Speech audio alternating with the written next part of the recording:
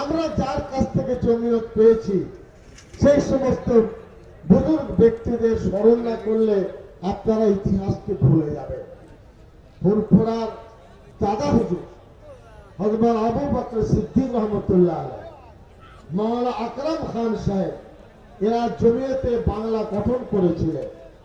দিল্লিতে যখন জমিয়ত গঠন হলো অল ইন্ডিয়া, হযরত আবু বকর সিদ্দিক বললেন, আমি আর বাংলা জমিয়ত নয়, সারা ভারতের জমিয়তের সাথে যুক্ত হতে চাই। মাওলানা আকরাম খান সাহেবকে দিল্লি পাঠালেন, অল ইন্ডিয়া জমিয়তের জেনারেল কাউন্সিলে বক্তব্য রাখলেন।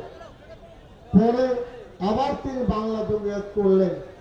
জমিয়ত উলামার বিষয়ে ফুরফুরা দাদা হুজুরের ভাবনা এটা অত্যন্ত গুরুত্বপূর্ণ ছিল বলে আমরা মনে করি।